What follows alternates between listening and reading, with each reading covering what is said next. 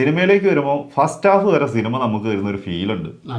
അതൊരു ഗംഭീര ഫീലായിരുന്നു കേട്ടോ. അതായത് ഇതിൽ സ്ക്രിപ്റ്റ് ഉണ്ട് എന്ന് നമുക്ക് തോന്നും. നമ്മളിങ്ങനെ ചിന്തിച്ചു പോകുമ്പോ എന്തായിരിക്കും സെക്കൻഡ് ഹാഫ് നടക്കാൻ പോണത്. ബിഗിനിങ് മുതൽ തന്നെ പടം ഗ്രിപ്പിംഗ് ആണ്. അതായത് വളരെ ഫാസ്റ്റായിട്ട് ഇത് പറഞ്ഞു പോവുക, വേറൊന്നും ചിന്തിക്കാനും നമുക്ക് സമയം തരുന്നില്ല. സെക്കൻഡ് ഹാഫ് കഴിയുമ്പോഴേക്കും പടം നേരെ ആകാശത്തേക്ക് പോകുന്നുണ്ട്. ആ എയറിലേക്ക്, ആകാശത്തേക്ക് പടം എപ്പോൾ ഫോക്കസ് ചെയ്ത് തുടങ്ങുന്നു അപ്പോൾ തൊട്ട് പടം എനിക്ക് വൻ ഗ്രിപ്പിംഗ് ആയിരുന്നു.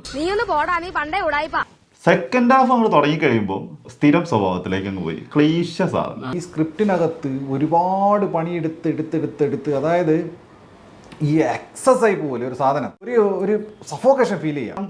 ഒന്നോ രണ്ടോ കണ്ടന്റിൽ നിന്ന് പോവാണ്ട് പിന്നെ ഇതങ്ങ് ഇവർക്ക് കിട്ടിയ ഐഡിയ ഒക്കെ ഇവർ ഈ സിനിമയിൽ ഉപയോഗിച്ചിട്ടുണ്ടെന്നോ. അത് കോൺസെൻട്രേറ്റ് ചെയ്തില്ല, ഏതെങ്കിലും ഒരു കുറച്ച് സംഭവങ്ങളിൽ മാത്രം കോൺസെൻട്രേറ്റ് ചെയ്തില്ല. ഒരുപാട് സംഭവങ്ങൾ വാരിക്കൂട്ടി ലാസ്റ്റിലേക്ക് കൊണ്ടുപോയിട്ടിട്ട് അതിൻ്റെ ഒരു കൺഫ്യൂഷൻസ് ഭീകര പ്രശ്നമായിട്ട് വന്നിട്ടുണ്ട്. കണക്ഷൻ കിട്ടുന്നില്ല.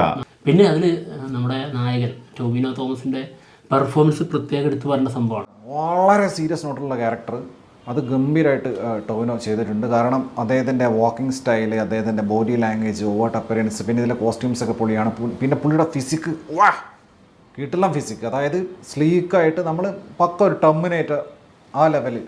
പിന്നെ തൃഷയുടെ ക്യാരക്ടർ ഭയങ്കര കോംപ്ലക്സ് ആണ്. തൃഷയെ പോലെ ഒരു ആർട്ടിസ്റ്റ് വന്ന് ചെയ്യാൻ മാത്രം ആ ക്യാരക്ടറിൽ എന്താണുള്ളത്, ഡബ് ചെയ്ത് മറ്റു ഭാഷകളിൽ റിലീസ് ചെയ്യുമ്പോൾ ഒരുപാട് ഉപകാരപ്പെടാൻ സാധ്യതയുള്ള ഒരു കാര്യമാണ്. അതിനപ്പുറം തൃഷയുടെ ക്യാരക്ടർ നമ്മൾ പ്രതീക്ഷിക്കുമല്ലോ ഇങ്ങനെ ഒരു ആർട്ടിസ്റ്റിനെയൊക്കെ കൊണ്ടുവരുന്ന സമയത്ത്. പക്ഷേ അതിന് മാത്രം ഒന്നും ഉണ്ടായില്ല. അവൾ പറഞ്ഞത് കറക്റ്റാണ്, പക്ഷേ കറക്റ്റ് എന്താണ് എന്ന് പറയാൻ അവൾക്കറിയില്ല.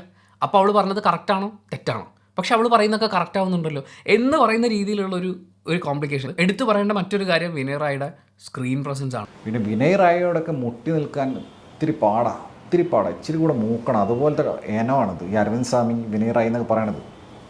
സത്യം പറഞ്ഞു കഴിഞ്ഞാൽ ഓവർ ഷെയ്ഡ് ചെയ്ത് കഴിഞ്ഞ് ഇത് വലിയ ബജറ്റ് ഇൻവെസ്റ്റ് ചെയ്തിട്ടുള്ള സിനിമയാണ്. ആ ബജറ്റിൻ്റെ ആ റിച്ച്നെസ് ഈ സിനിമയിൽ ഉടനീളം കാണാൻ സാധിക്കും. Technically high quality, top notch. Chasing സീനില്ലേ വളരെ ഭയങ്കര മോശമായിട്ടാണ് ചെയ്തു വെച്ചിരിക്കുന്നത്. സ്ലോ ആയിട്ട് ഫീൽ ചെയ്യുന്നു. അതായത് വൺ സ്പീഡ് 140, 160 സ്പീഡിലൊക്കെയാണ് വണ്ടി പോകുന്നത് മീറ്ററിൽ. പക്ഷെ നമുക്ക് സ്ക്രീനിൽ കാണുമ്പോൾ ഇങ്ങനെ ഇഴഞ്ഞിങ്ങനെ പോയിട്ട് ഇങ്ങനെയൊക്കെ പോകണം കറക്റ്റ് നമുക്ക്. അപ്പൊ തന്നെ എന്താണ് ഇപ്പൊ ആ സ്ഥലത്തൊക്കെ ഇങ്ങനെ കാണിച്ചു വെച്ചേക്കുന്നത്. അതുപോലെ ഇതിലൊരു കീട്ടിലൻ ചേസ് ഉണ്ട്, ഒരു അന്യ ചേസ്. വർണ്ണയും ഫോർഡ് എൻഡവറും കീട്ടിലൻ ചേസ് അത് കറക്റ്റായിട്ട് നമുക്ക് കാണാൻ പറ്റും. മലയാളത്തിൽ തന്നെ ബെസ്റ്റ് ചേസ് എന്ന് പറയാൻ പറ്റും, റോഡ് ചേസ്. ഒരുപാട് ട്വിസ്റ്റുകൾ ഇട്ട് വലിച്ചു നീട്ടി വലിയ പറയത്തക്ക പെർഫോമൻസ് മികവുകളൊന്നും കാണാത്ത, ബാക്ക്ഗ്രൗണ്ടോ വിഷ്വലോ ഒന്നും കൊണ്ട് എനിക്ക് അങ്ങനെ ഒരു വൻ സംഭവം കണ്ടു എന്ന് പറയുന്ന ഒരു ഫീലൊന്നും കൊടുക്കാതെ സെക്കൻഡ് ഹാഫിലേക്ക് വരുമ്പോൾ നേരെ എയറിലേക്ക് പോകുന്ന സിനിമ കണ്ടിരിക്കുകയാണ്.